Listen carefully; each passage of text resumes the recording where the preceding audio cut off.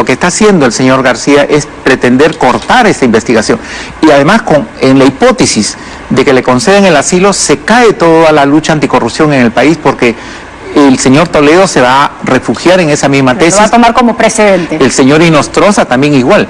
Además, Uruguay ya en 2 casos anteriores se ha pronunciado y ha aplicado el artículo 3 de la Convención de Caracas. Esa restricción. Claro, lo ha aplicado en el caso del señor Boloña y, si mal no recuerdo, en el caso del señor Bustamante, quienes también argumentaron persecución política. Entonces, eso se desvirtuó y Uruguay rechazó el asilo que habían planteado estos exministros del régimen de Alberto Fujimori. Es importante además recoger también las declaraciones del expresidente José Mujica. Ha dicho que si existen suficientes pruebas sobre actos de corrupción de García, el asilo no tiene sentido. Es una opinión importante dentro de esta investigación. Hay varios temas que evaluar aquí. Uruguay también es un país salpicado por la corrupción de Odebrecht, y en ese sentido lo compromete, porque habría conflicto de intereses. ¿Cómo ellos van a tomar una decisión de asilar a un exmandatario cuando ellos mismos están siguiendo el curso de esta investigación y podrían tener autoridades también que quieran protegerse en el mismo sentido? Pero acá lo importante es que Uruguay tenga en cuenta la respuesta del Perú. El Perú ha sido muy contundente y muy claro en señalar y ha hecho una cronología de todo esto. Además, los procesos, ¿verdad? De los procesos. Además, la investigación contra el señor García se inició cuando el señor Vizcarra no estaba todavía como presidente, o sea, se inició antes. Entonces, ¿de qué persecución estamos hablando? O sea, esta investigación preliminar se inició antes de que el señor Vizcarra asuma como presidente de la República. Segundo punto, los hechos que se le atribuyen al señor García son delitos comunes. Es una investigación que realiza la Fiscalía. La labor de investigación de una institución como el Ministerio Público no puede considerarse como persecución política. 3, al recién haberse dictado impedimento a salida del país y estando recién en etapa de investigación preliminar, no se puede dictar prisión preventiva. Lo dice la ley y lo ha señalado de manera contundente. Ahí se cae el argumento de que me habían dicho que ordenaban prisión preventiva hoy mismo en la noche. Mañana el señor García puede decir, me han dicho que me quieren matar. Y entonces todos le vamos a creer. Él cree que él puede modificar la realidad. Él puede decir que hoy día, en estos momentos, estamos a las 10 de la noche y todos lo tenemos que creer. Y eso no es así. Y van a salir todas sus personas, todas sus redes a defender esa tesis. Acá lo importante es que jurídicamente se revise la Convención de Caracas de 1954, sobre todo el artículo 3, y en consecuencia el Estado uruguayo tiene suficientes elementos de manera clara y contundente en determinar que los delitos que se le atribuyen no son delitos políticos, sino comunes. El Estado peruano ha hecho referencia a este acuerdo anticorrupción de Naciones Unidas que tanto estamos mencionando, porque este acuerdo compromete a los países de que los delitos por corrupción no sean considerados como un caso político. Exactamente. Eso es un precedente bien importante. Importante, y Uruguay lo ha suscrito. Entonces, eso ha hecho recordar el señor Vizcarra. La posición del Estado peruano es firme. Ha expresado también todo el recorrido del señor García, que viajó de España a Lima para brindar su declaración. Cuando se enteró del pedido de impedimento de salida del país, él se allanó, se mostró de acuerdo. Él dijo que era un honor compartir con nosotros estos meses y que no ofrecía. Una falsa declaración. Y en la noche estaba refugiándose en la Embajada de Uruguay. O sea, todo ese cúmulo de falsedades, entiendo yo que Uruguay tiene que evaluar. Pero hay una contradicción evidente ahí, porque el solicitar el asilo no es quedarme en la residencia del embajador, es irme al Uruguay o a otro país. Eso quiere decir que no tenía o que no lo tomaba con honor el hecho de que le soliciten quedarse en el país por un tiempo contemplado en esta orden de impedimento de salida. Él ya estaba trabajando. Era mentira. Porque tú no pides asilo para quedarte en la embajada, tú pides asilo para irte del país. Lo que pasa es que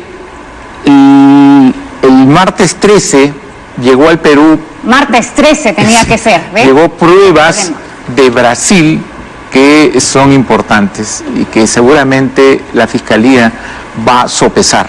Y de eso sí tiene información él, porque la Fiscalía le ha notificado. Claro. Ahora, me gustaría conocer su opinión con respecto al salvoconducto. Los más legalistas señalan que es la misma Convención de Caracas la que obliga al país de la persona que está solicitando, el asilante, el que está solicitando el asilo, en este caso al Uruguay, en todo caso que obligaría al Perú a que otorgue el salvoconducto en caso se le brinde asilo. Claro, el artículo... ¿No hay cabida de interpretaciones ahí? ¿Es así el legalista esto? Pero hay que seguir con pausa. En primer lugar, debemos conocer, Uruguay, si rechaza el asilo, no necesita expresar fundamento, pero si concede el asilo, sí tiene que expresar. Yo quisiera leer cómo el Estado uruguayo nos va a explicar a nosotros que vivimos en una dictadura, que no hay separación de poderes, que hay una persecución política al señor García. O sea, tiene que fundamentar las razones por las cuales concede el asilo.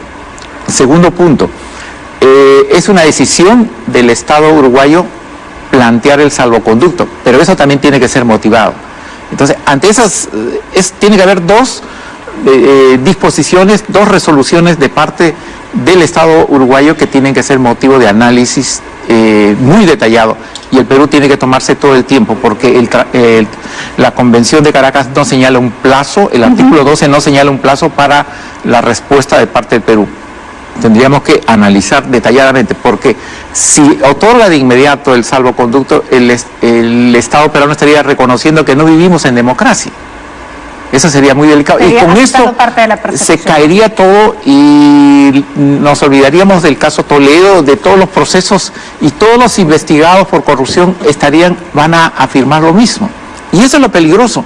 Creo que el señor García, no sé si habrá evaluado esa situación de que cómo es posible que, habiendo tenido el honor de ser presidente del Perú en 2 oportunidades, nosotros lo elegimos, como él rehúye ser transparente, como él está en la obligación, más que cualquier otro ciudadano, está obligado a ser transparente y someterse a la justicia. Y además que quedará a la historia al mismo nivel de otros expresidentes como Alejandro Toledo, ¿no? Aquellos que buscan eludir a la justicia con lo que pueden, con las herramientas que encontraron. Mientras estamos hablando aquí de Alan García, queremos compartir también con nuestra audiencia estas fotografías que nos llegan desde el Uruguay, cuando integrantes del Frente Amplio se están reuniendo con algunos integrantes del Parlamento.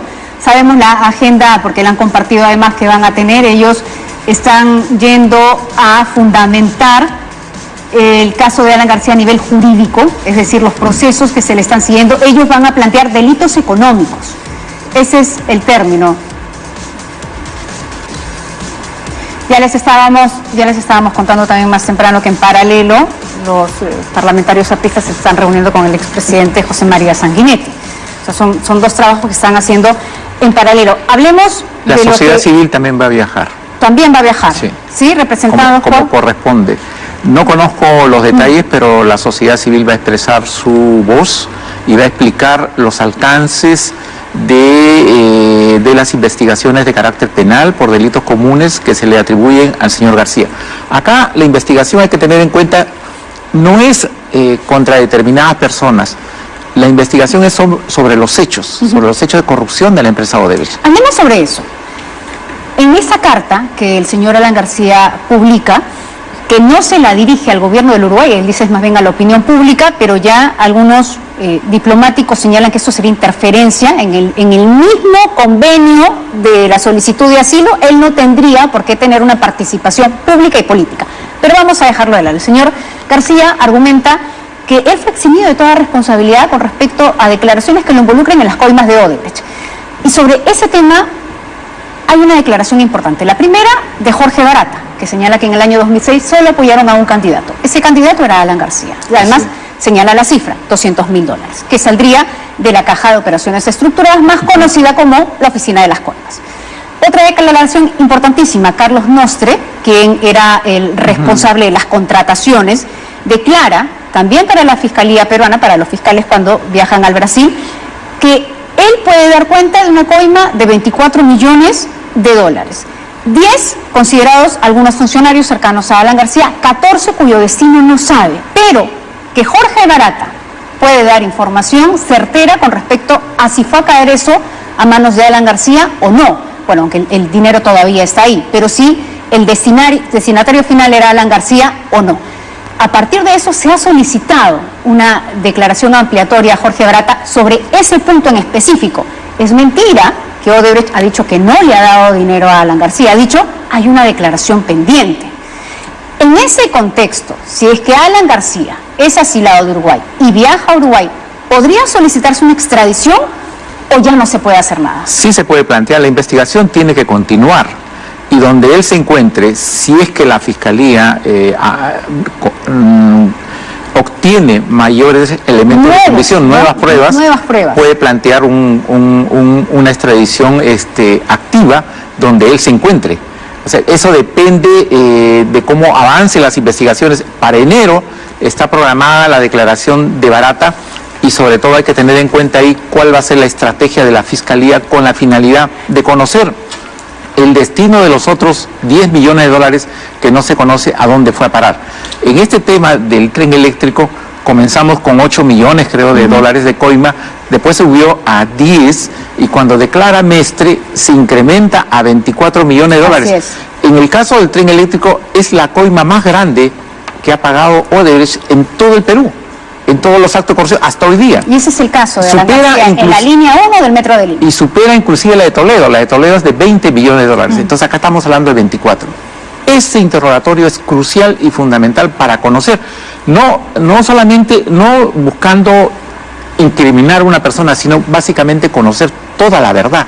Eso es lo que se pretende impedir por parte de una estrategia que se está ejecutando con la finalidad de entorpecer la labor que realizan los fiscales.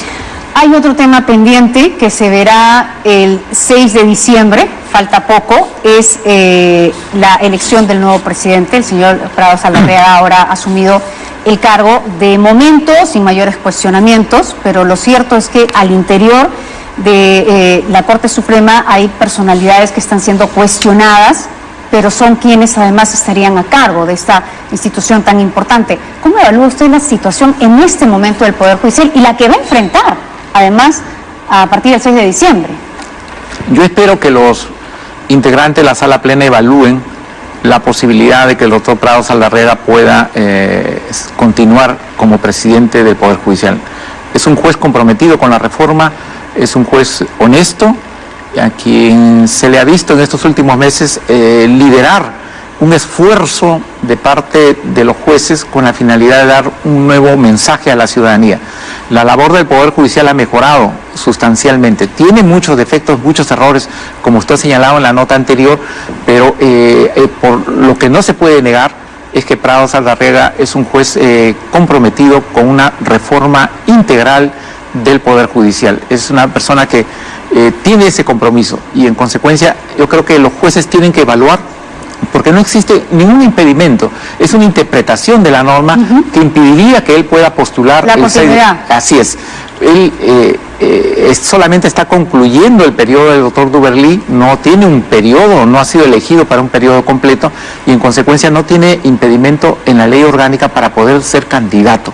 Hay un grupo de jueces que están respaldando su postulación y espero que esto sea acogido mayoritariamente. ¿De qué depende, básicamente? ¿De qué tipo de tecnicismo? La decisión soberana y el voto de los magistrados, ¿no? Depende de eso, porque no hay una norma que prohíba que él sea candidato, pero hay algunos que dicen no puede haber reelección, pero es que él no ha sido elegido para un periodo completo, él está completando nada más el periodo del doctor Duberlí, quien renunció. Es como una especie de encargatura, ¿no? Exacto, encargatura para culminar. Y entonces en esa interpretación muy fina, ahí hay un debate muy marcado. Pero en esa interpretación muy fina habrán otros también que quieran llegar al cargo.